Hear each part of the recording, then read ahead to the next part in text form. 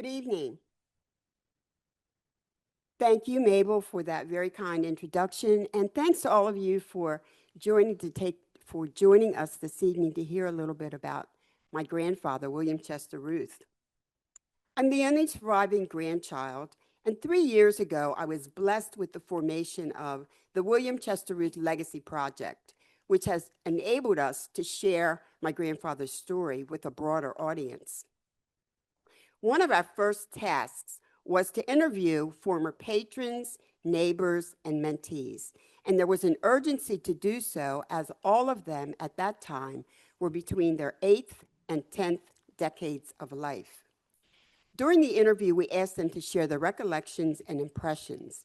The abridged William Chester Ruth story premiered September 2023 at our inaugural William Chester Ruth Innovation and Inspiration Gala. Allow me to share it with you.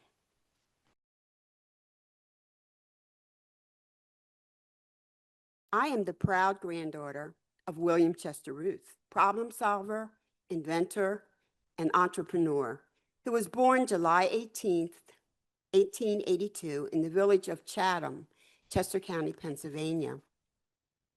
He was the 9th of 12 children born to Samuel Ruth, a freed slave, and Maria Louisa Ruth, a free woman. In 1886, they purchased a 20-acre farmette in the village of Ursulden, Chester County, Pennsylvania. As was stated in the video, grandfather was inquisitive and industrious. In 1922, he purchased a building in Gap, PA, and in 1923 opened Ruth's Ironworks.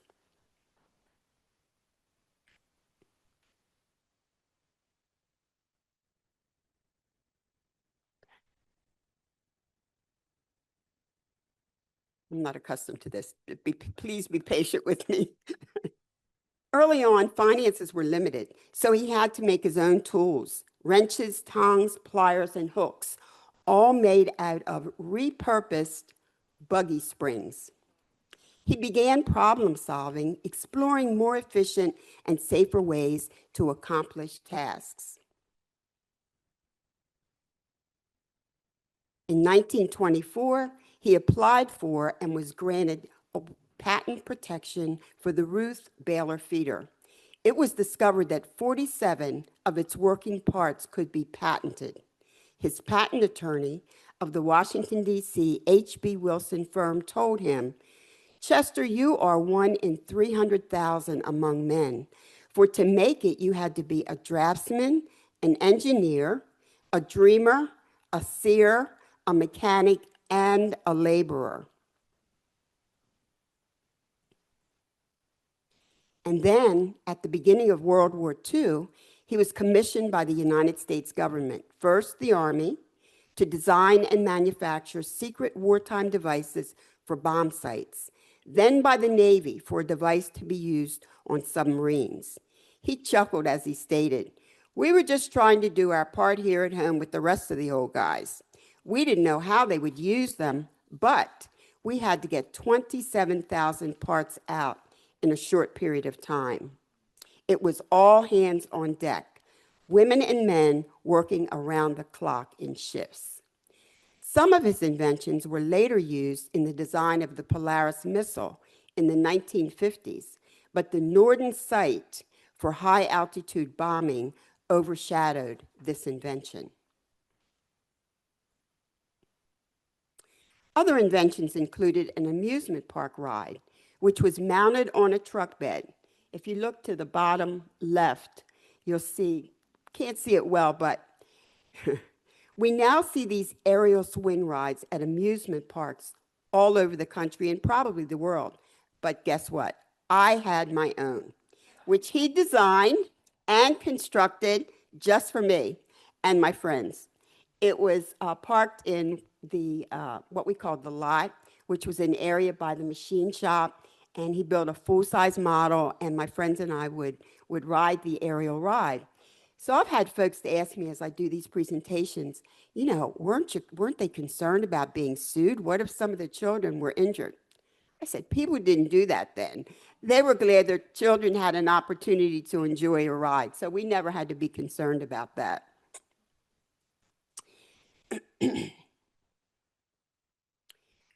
For each of his inventions, he developed a prototype. The elevator and baler feeder prototypes were in my brother Richard's possession. In 2006, he donated them to Landis Valley Farm Museum for inclusion in their William Chester Ruth exhibit. And while I was talking about my aerial type ride, I forgot to tell you that he had built a roller coaster for my older siblings. My siblings were 10 plus years older than I. So they had a roller coaster, and he built it, and it was in our side yard, from what I understand. They must have destroyed it because it was gone by the time I came along. But they would invite their friends, and they would ride a roller coaster, so we thought that was pretty special. As I said, you know, my brother donated these, and you're going to hear from Dr. Bruce Bomberger shortly, who was then the curator at Landis Valley Farm Museum. He and my brother spoke on a number of occasions, and my brother was so happy that Dr. Bomberger was willing to work with him and assist him in being able to find a place where they would be secured, appreciated, and where others would be able to enjoy them. It's said that beside every great man is a great woman, and that certainly holds true here. My grandmother, Gertrude Miller Ruth, played a key role, a major role, and deserves much credit. For I'm certain that her support and encouragement were invaluable. This picture was taken June 6, 1956, on the celebration of their 50th wedding anniversary. She supported his dreams and endeavors for more than 56 years before succumbing to injuries sustained in an automobile accident in November of 1962.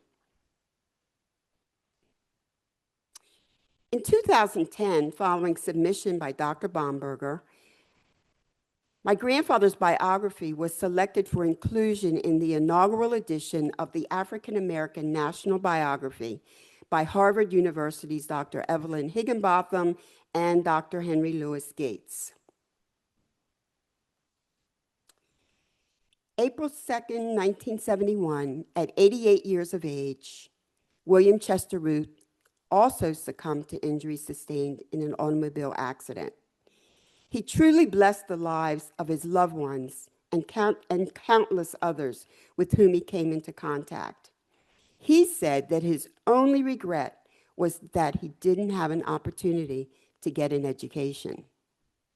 He determined that in spite of this, he would be a good citizen and contribute to society. I believe he succeeded.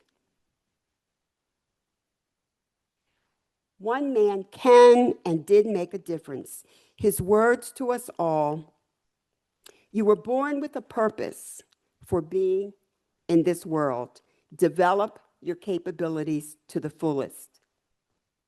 And I'm going to repeat that because I think it's so important. You were born with a purpose for being in this world. Develop your capabilities to the fullest. Thank you, Dr. Bomberger.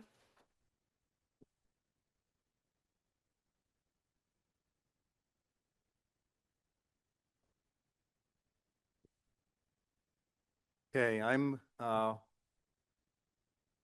going to start bring mine up, put mine on the rack, I guess. I'm going to take you back about 25 years and introduce you to how I had my contact with the Ruth family. And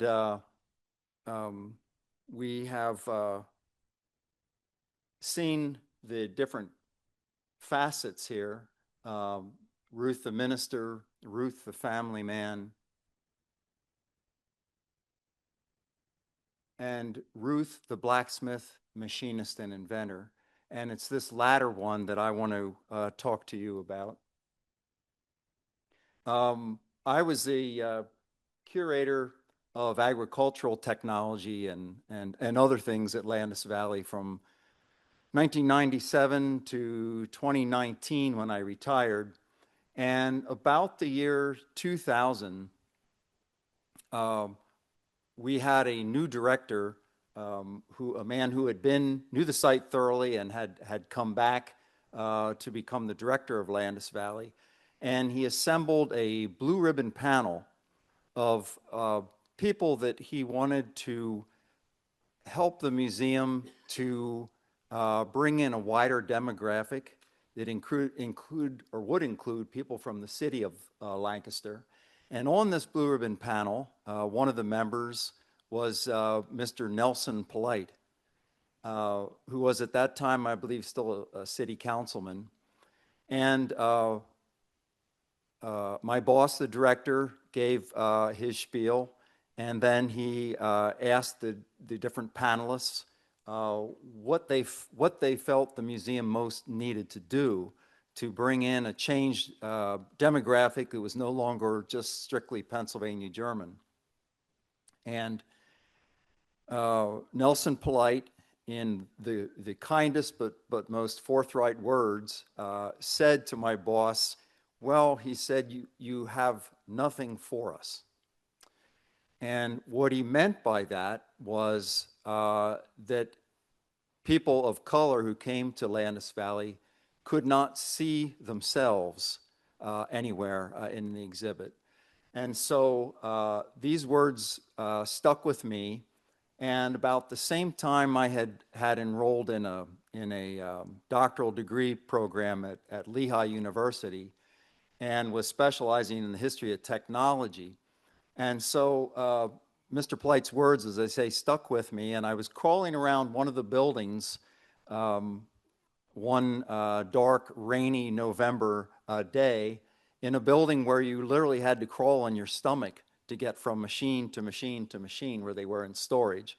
We had not yet built the nice, or I should say rehabilitated the agricultural technology hall that we have there now. And anyway, I encountered, and that was a Ruth feeder, I encountered this, or the lights, did we have the lights down in here? Just so you could see it a bit better.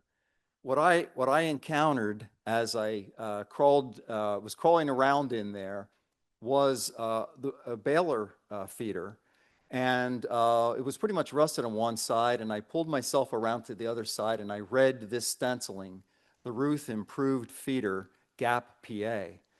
And this touched off in me the words that Nelson Polite had said, and I remembered reading a work that John Luce, a very esteemed former staff member here at Lancaster History, had written in an article about tinkerers of Lancaster County.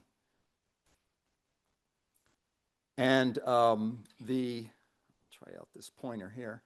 The feeder, this is an old style bale press that you would run with a traction steam engine through attaching a belt to the pulley.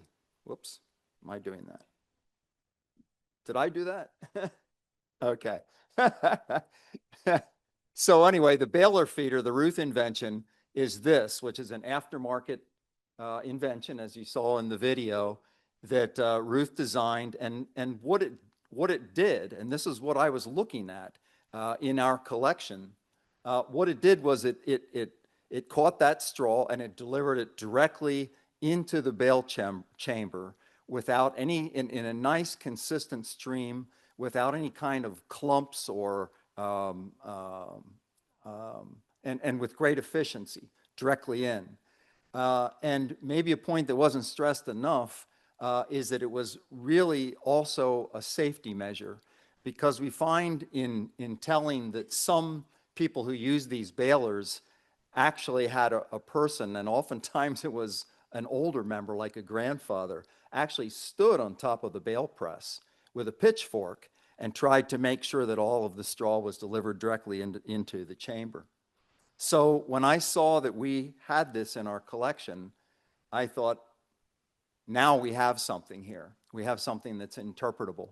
And so I began looking for the Ruth family to see whether they were still in western Chester County.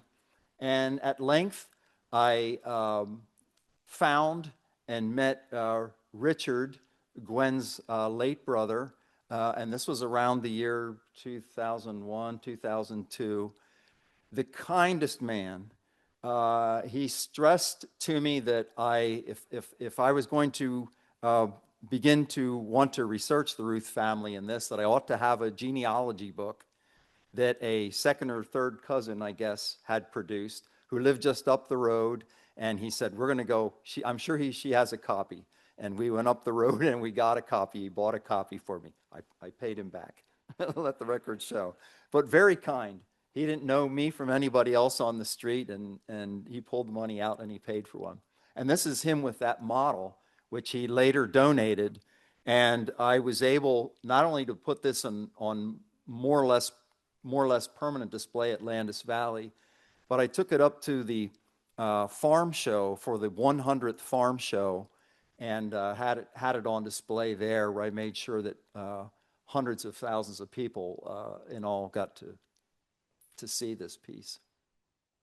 And the Ruth story, the greater story, is just fascinating. This is the progenitor, Layla, and it's an amazing thing that we believe she was enslaved around 1820 or so, and lived long enough and did not know that her son, Samuel, the inventor's father, had actually survived. He didn't know that until Samuel traveled back down to South Carolina searching for her. And where did he find her?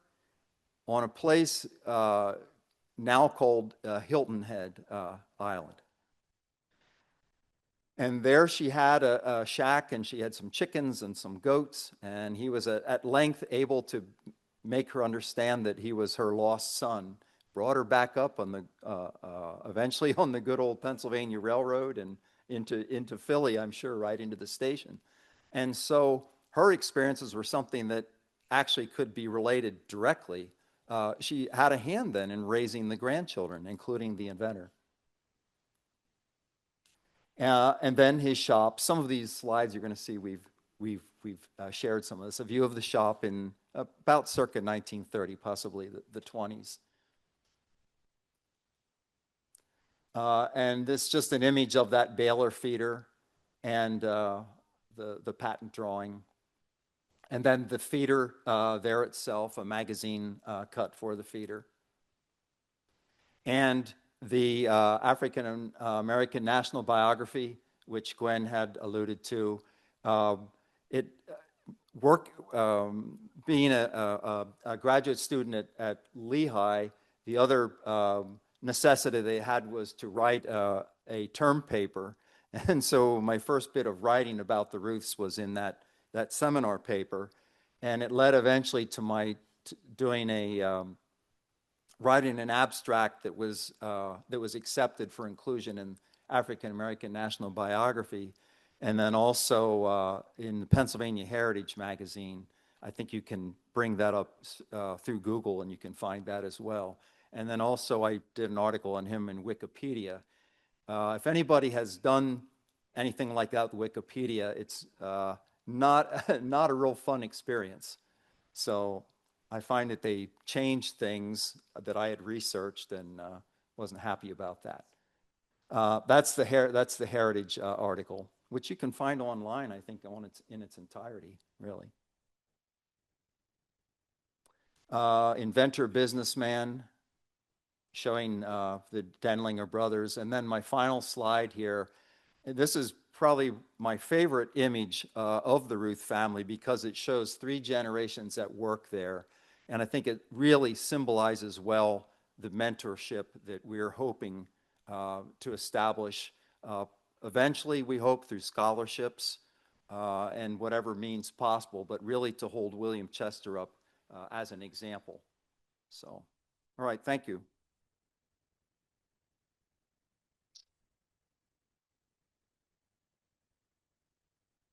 All right, thank you both so much. If folks have questions, we're happy to have Gwen and Bruce step to the podium and answer some of those. While we're waiting to see if anyone has a question, I did want to mention that on the video, you saw a gentleman by the name of Dwight Groff who was running an elevator on his farm. And he contacted me a few years ago because he heard about the project, and he said, you know, I have that elevator that my grandfather purchased from your grandfather and your dad. And he said, I still use it every year for harvest. So he said, I'll let you know when I'm going to be using it, and you can come up and see it in operation. And that's what you saw in the video. Now, I love to tell that because all of us know that now when we buy things, a couple of years later, they say, oh, you have to replace it, you can't get the parts or whatever, whatever, whatever. But my grandfather passed away in 1971, my dad in 1988, and the elevator that you saw is still in operation. Now, I'm sure he probably had to replace some chains and whatever else, but it's working. He's using it. So I am so proud of that because obviously they were proud of their product and they built a quality product that has endured and has lasted for 50, 60, 70 years. And that's not the only one. I had someone come to me last week. I was doing a presentation, and he brought a picture of his. He said, I'm not doing it anymore, but my grandson's using it now. So they're still using it on that farm. That's amazing. All right, questions. I've got one in the back. So we'll ask you to speak right into the microphone so that they can pick it up on the feed. Thank you. How did he find a patent attorney in Washington? That's a question that I have for him. I have no idea. And, you know, there's so many things like that that I wonder about. When I think about going to Washington, D.C. now, it's about a 2.5-hour drive for me from where I live. That's on 95 and all of these other 6, 8-lane highways. But how in the world, without the internet and without all the things that we have as sources now, was he able to find a patent attorney and work with him? And the information that you saw there, the envelope, the letters from the patent attorney, I had. Thank goodness my family were all pack rats because they kept everything. So it was passed down from my grandfather to my dad. My dad was an only child. And then to me. And I had them, Bruce had assisted me a number of years ago with some museum-type storage boxes so that the paper wouldn't deteriorate, because I don't know whether you noticed, but the patent application was 1924. So that piece of paper was actually 101 years old. And there were a number of those pieces. Also, there was an envelope there that was addressed to William C. Ruth, Gap, Lancaster County, PA. We don't get our mail now with the zip codes and all the other things that's on there, but they would get it with just Gap, PA on it. So I was really fortunate because a couple of years ago, I met a gentleman who's on the staff at Westchester University. He's a special collections librarian there. He had heard about my grandfather, asked me if we would consider, if we had any things, if we would consider allowing them to be the persons who would be the keepers of his papers. And last August 2024, we deeded his collection to them. And I can breathe a sigh of relief because I was very concerned that something could happen, even though I was doing my best with Bruce's help to preserve them and to store them. Fire or anything could have happened. And here we had over 100 years of family history in my possession. So now they're there. And the other real benefit is that people can go online from all over the world. And Ron McCall, that librarian, has told me that that's in fact what is happening. People from all over the world are going online, and they're able to learn about his contributions. Right, amazing. All right, another question here. Is his shop still there yet? No, the building is not there. However, at that site, there is the historic marker. The Pennsylvania Historic and Museum Commission marker is there. And if any of you ever travel east on Route 30 and you stop for Rita's Water Ice, that's where it was located. Now it's Rita's Water Ice, but then it was the shop as you saw it here. Any other questions? How many employees might Chester have had in his shop, or was he pretty much by himself? No, I have a picture of, at that time, there were 6 employees. And incidentally, his last employee passed away 2 years ago.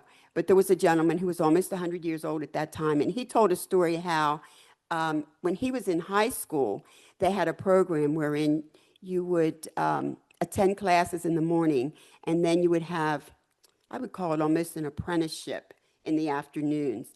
And that's how he met my grandfather. So he said he would take the bus from school and come to the shop, and he would work there as a student. And then after graduating, he continued to work there until he entered the military.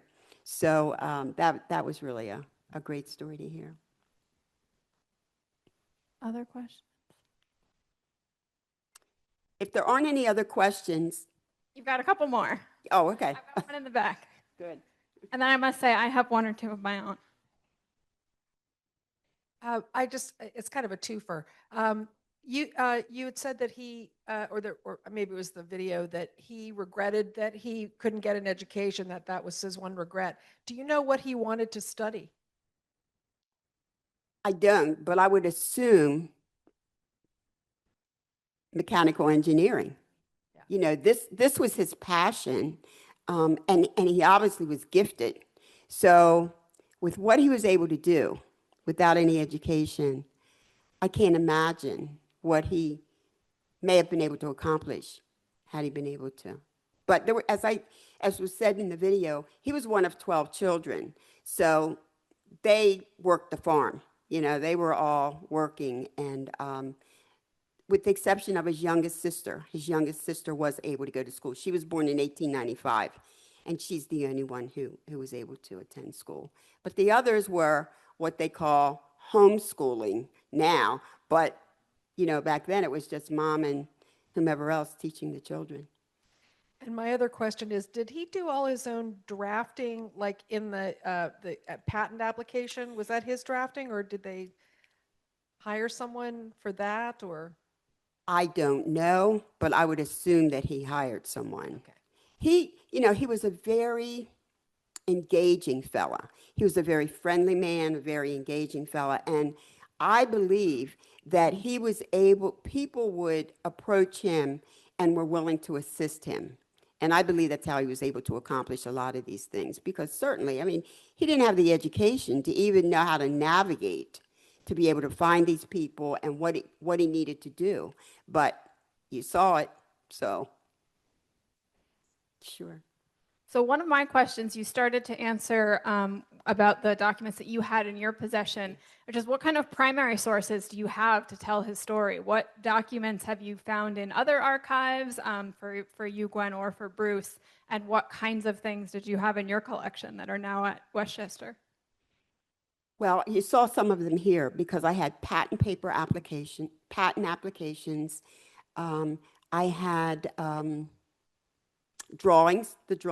patent drawings, some of his handwritten notes, a couple of ledgers, and you saw some of that as well because there was one ledger that he had begun recording in when he opened the business in 1923. And it was interesting because, of course, we lived in Salisbury Township, which is Gap, and the first entry in that ledger was for Salisbury Township. So someone from the township must have approached him and he repaired something for them. So that was the first entry in 1923 when he opened the business. But we had ledgers. Interestingly enough, there was a letter that he had received from someone in Paris, France, who had heard about his inventions, wanted to speak with him, wanted to communicate with him because they were interested in purchasing some equipment from him. Information from the Canadian government because he traveled to 34 states. There were only 48 states at that time, but he traveled to 34 of the 48 states, marketing and selling his equipment. and in addition to Canada. And there was some information from the patenting authority in Canada, because he had to also receive approval from them in order to market in Canada. So those are some of the things we had. And his Bibles, you saw him at the church. That church was founded by his parents, and the property on which this fascinates me, the property on which the church was built, that land was purchased by his mother, my great-grandmother, and I have the deed. It was April 1st, 1890. How did this woman purchase property in 1890? But she did, and I have the deed. And then she gave the property to the church so that they could build the church. And the church is still there, still holds services every week. And that's the cemetery, the family cemetery, in which all the family members are interred.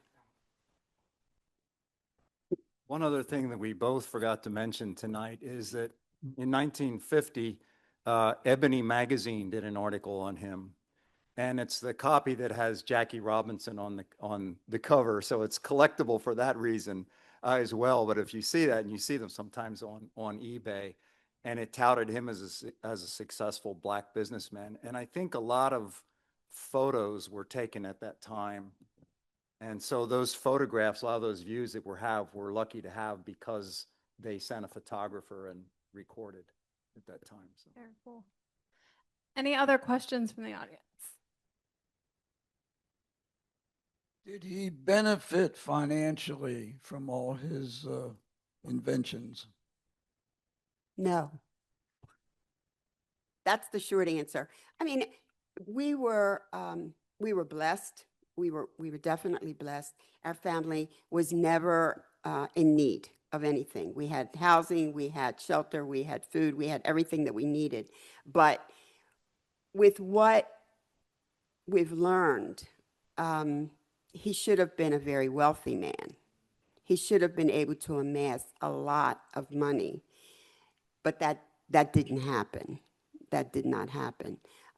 So no. Any other questions?